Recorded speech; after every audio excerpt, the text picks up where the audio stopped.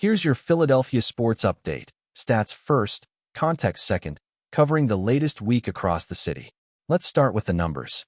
The Philadelphia 76ers sit at 30-25, still above .500, and fighting to secure stable positioning in the Eastern Conference playoff race.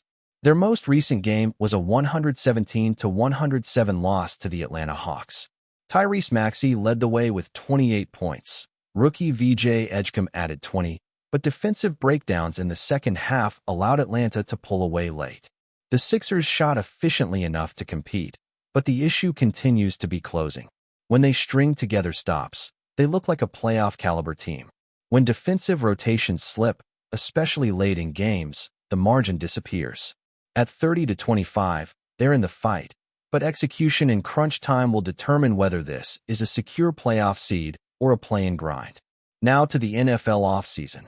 The Philadelphia Eagles made major news this week. Lane Johnson is returning for his 14th season.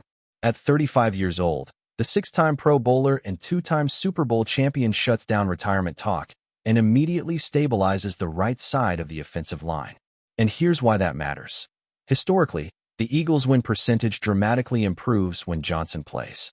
His presence isn't just symbolic, it directly impacts pass protection efficiency and overall offensive production. For Jalen Hurts, continuity on that line is critical. The Eagles also reassigned Parks Frazier into a quarterback's coaching role, signaling a reset in offensive structure after stretches of inconsistency in the passing game last season. This isn't a full overhaul, it's a recalibration. Small changes in coaching alignment can produce big results in timing, play sequencing, and red zone execution. And in organizational news, the team's longtime NovaCare headquarters has officially been renamed the Jefferson Health Training Complex, a branding shift that reflects an updated partnership moving forward. Let's move to baseball. The Philadelphia Phillies opened Grapefruit League play and most recently dropped a 3-0 game against the Toronto Blue Jays. Spring training results aren't about wins and losses. They're about reps, rhythm, and roster evaluation.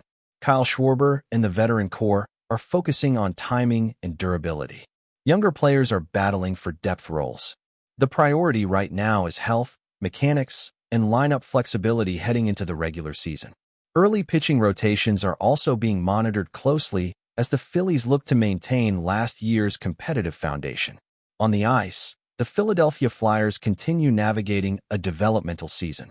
Prospect Oliver Bonk has drawn internal praise for his growth, while Jamie Drysdale recently contributed a key goal that forced overtime in recent play. Flashes of offensive upside from the blue line. The Flyers remain in that balancing act, compete hard, develop youth, and evaluate long-term core pieces. Goaltending rotations and call-ups between the NHL and AHL have also been part of the weekly storyline. And finally, MLS. The Philadelphia Union are preparing for the upcoming season while managing off-field headlines involving a reopened league investigation tied to the front office. On the pitch, roster structuring and preseason tactical refinement remain the focus as they prepare for the 2026 campaign. So zooming out, here's the big picture across the city. The Sixers are competitive but inconsistent late. The Eagles are reinforcing veteran leadership and fine-tuning structure. The Phillies are evaluating depth and sharpening timing. The Flyers are investing in youth development. The Union are balancing preparation with organizational scrutiny. Philadelphia sports right now isn't defined by chaos. It's defined by positioning. Teams are either solidifying foundations or adjusting frameworks before critical stretches ahead. And as always, in this city, every stat line matters. That's the latest from Philly Sports. Full breakdown is up now on Philly Stat Line.